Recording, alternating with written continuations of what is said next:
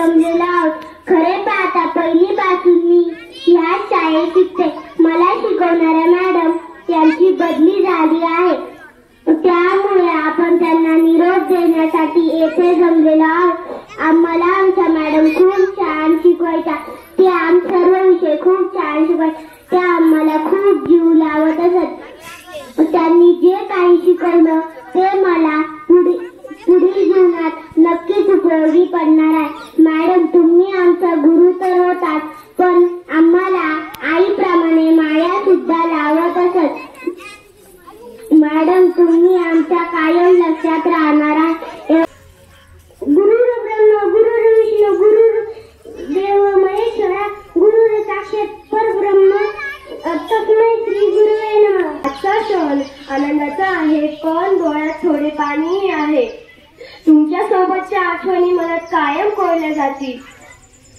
तुमची मेहनत, स्वभाव, संस्कार आणि मेहनतीची भावना आम्हाला प्रेरणा देत राहील.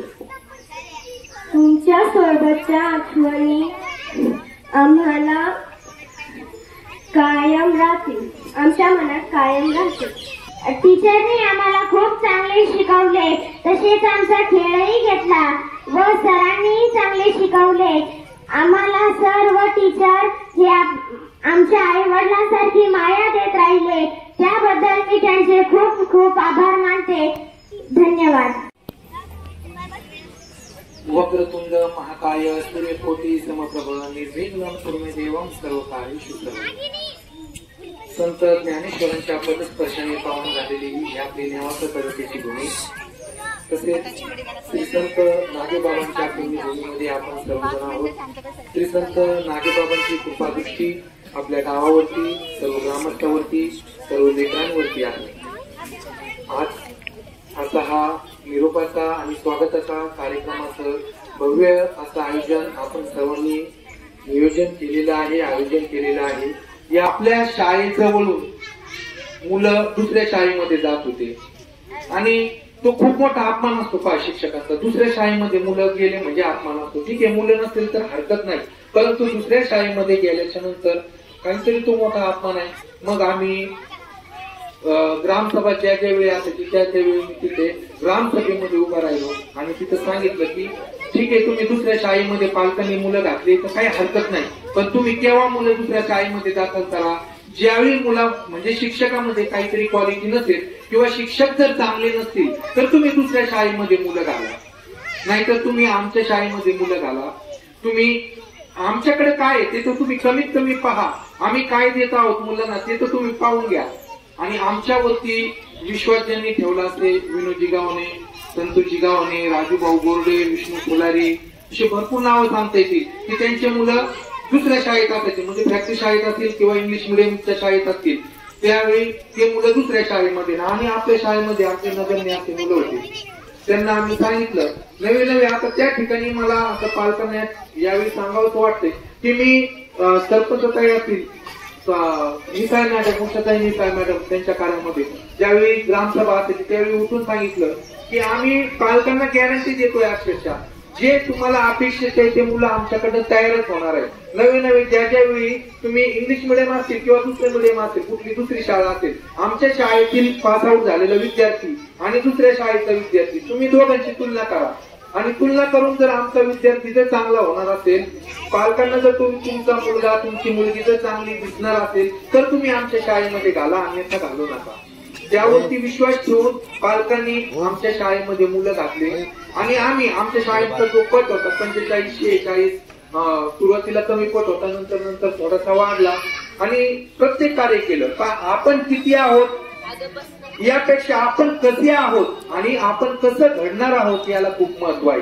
जरी 45 विद्यार्थी असतील तरी प्रत्येक क्षेत्रामध्ये आमच्या शाळेतील विद्यार्थी पुढे होते. आपली भेंडा फॅक्टरी केंद्र शाळा आहे, पीएमसी शाळा आहे, मला सांगायला अभिमान आणि आनंद वाटतोय. ज्यावेळी विविध गुणदर्शन स्पर्धा झाली, आता चालू वर्षाची सांगतो, मागच्या वर्षीची जाऊ द्या, 8 ते 10 विद्यार्थी आमचे विविध गुणदर्शन स्पर्धेमध्ये आलेले आहेत. इतर शाळेचा भेंडा फॅक्टरी शाळा असेल एक 400 पट असेल, परंतु आपले 45 मुलांमध्ये 10 विद्यार्थ्यांची निवड त्यावेळी विविध गुणदर्शन, मग ते हस्ताक्षर असेल किंवा भाषण वक्तृत्व स्पर्धा असेल किंवा कथा सादरीकरण स्पर्धा असेल किंवा समूहगीत स्पर्धा असेल, वैयक्तिक समूहगीत किंवा समूहगीत, सर्वांनी मुलांनी म्हणायचं समूहगीत, या स्पर्धेमध्ये आमचे विद्यार्थी भेंडा केंद्रामध्ये मग समूहगीतामध्ये प्रथम क्रमांक आला होता आणि वैयक्तिक भाषणामध्ये प्रथम क्रमांक आला होता. तीच मुलं पुढे जाऊन मग त्या मुलामध्ये अभिनय विनोद गावाने तालुक्यामध्ये तिचा दुसरा क्रमांक आलेला आहे. आणि आमच्या समूहगीताचा जो प्रथम क्रमांक आला होता केंद्रामध्ये, ते पुढे जाऊन तालुक्यामध्ये समूहगीताचा चतुर्थ क्रमांक म्हणजे चौथा क्रमांक आमचा आला होता. मुलं जेवढे 45, परंतु आज 2 वर्षापूर्वी आमच्या मुलीचा संघ पट कमी होता, मुलांची संख्या कमी होती, परंतु मागच्या 2 वर्षापूर्वी तालुक्यामध्ये तिसरा क्रमांक मुलींच्या खो खोच्या स्पर्धेमध्ये मिळवलेला आहे. मुलं तीच, धावायला तीच, पळायला तीच, खो खो खेळायला तीच, अभ्यासात तीच, वक्तृत्व स्पर्धेत तीच, हस्ताक्षर स्पर्धेत तीच, आणि प्रत्येक गोष्टी तीच मुलं. पण तीच मुलं जरी असली तरी प्रत्येकामध्ये काय गुण आहेत, काय कौशल्य आहेत पहा. प्रत्येक जर मला असं वाटलं प्रत्येक मुलाला मला सचिन तेंडुलकर व्हायचं किंवा मला लता मंगेशकर व्हायचं किंवा मला चांगलं कुस्तीपटू व्हायचं, नाही, प्रत्येक जण होणार नाही. परंतु ज्याच्यात काय गुण आहेत, कोणात का कोणतं कौशल्य आहे, ते आम्ही ते ओळखून त्या दृष्टीने आम्ही पुढे गेलेलो आहे. आणि जरी 45 पट असलं तरी प्रत्येक क्षेत्रामध्ये मुलांचा आम्ही सर्वांगीण विकास कसा होईल या दृष्टीने आम्ही प्रयत्न केलेले आहेत. हे झाले विविध गुणदर्शन आणि इतर बाबी. तर दुसऱ्या झाले बौद्धिक बाबी. तर बौद्धिक बाबी म्हणजे मिशन आरंभ स्पर्धा परीक्षा असेल किंवा मंथनची स्पर्धा परीक्षा असेल किंवा लक्षवेधची स्पर्धा परीक्षा असेल. शाळेचा पट 40, परंतु आमच्या पात्र होणाऱ्या बसलेले मुलं 18 आणि पात्र विद्यार्थ्यांची संख्या 17 विद्यार्थी होते. पहा, मोठ्या शाळेमध्ये एवढ्या गुणवत्ता म्हणजे एवढ्या टक्केवारी अजिबात नाही, हे मला सांगायला आनंद होतोय.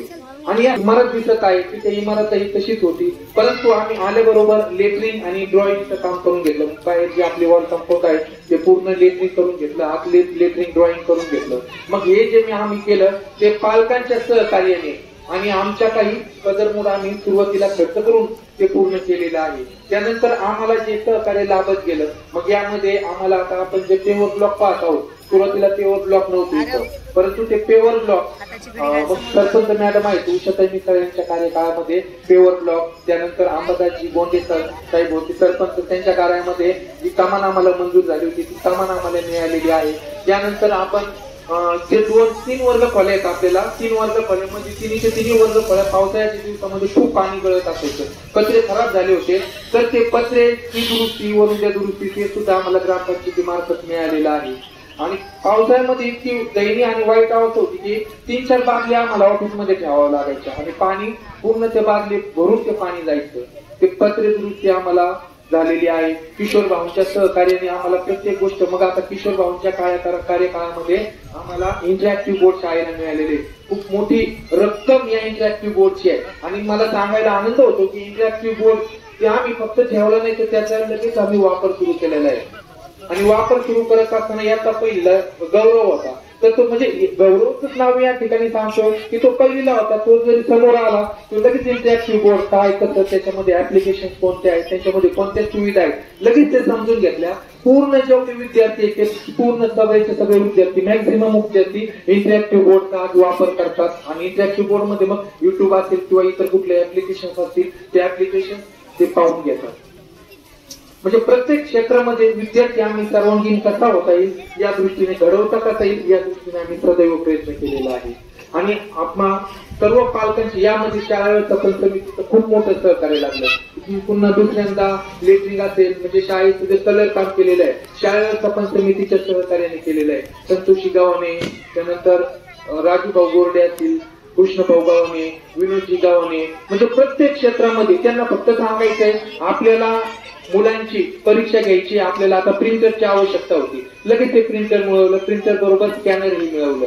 आणि लगेच मग मिशन आरंभ असेल, मंथन स्पर्धा परीक्षा असेल किंवा लक्षवेधची स्पर्धा परीक्षा असेल, ती आम्हाला स्पर्धा परीक्षेची तयारी करायची. त्यांच्याकडनं लगेच प्रिंटर मिळवलं आणि प्रिंटर मिळवल्याच्या नंतर आता लगेच इथून पुढे कार्यवाही चालू होणार आहे.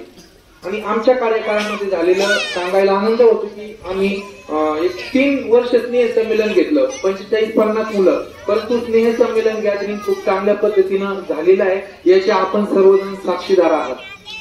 आणि आणखी एक आनंद वाटतो की मागच्या वर्षी जे स्नेह संमेलन झालं होतं, आमचे मित्र किशोर भाऊ यांनी आम्हाला सांगितलं की ती आमच्यासाठी मोठी कौतुकाची थाप होती की किशोर भाऊंनी वक्तव्य केलं की सर, तुमचं सर आणि मॅडम तुम्ही जे स्नेह संमेलन घेतलं ते मला आठवतं. किशोर भाऊ मीटिंगसाठी आले आणि या मीटिंग मध्ये त्यांनी एक सुंदर असं वाक्य वापरलं का, ते वाक्य माझ्या कायमस्वरूपी लक्षात राहील.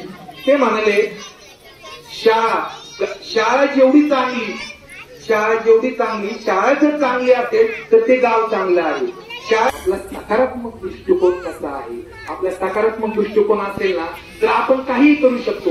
माझी शाळा कशी आहे, ते विद्यार्थी कसे आहेत, ते विद्यार्थी किती आहेत, भौतिक सुविधा आहेत का, ते काही नाही. मला इथे यायचंय आणि माझं कसं मला उंचवायचंय, मला चांगलं कसं करता येईल, चांगलं कसं घडवता येईल, या दृष्टीने आपण प्रयत्न करायचंय. आणि जेव्हा सकारात्मक दृष्टिकोन चांगला असेल ना त्याला, आणि जी गोष्ट आपण आनंदाने करू ना ती नक्कीच चांगली होती. ती गोष्ट जर आपण रडत केली ना ती निश्चित चांगली होणार नाही. ती आपल्या आवडीची जरी असेल तर, आणि एखादी नावाची गोष्ट असू द्या, ती जर आपण आनंदाने केली तर ती नक्कीच आपल्या हातून उत्कृष्ट नक्कीच होणार आहे. आता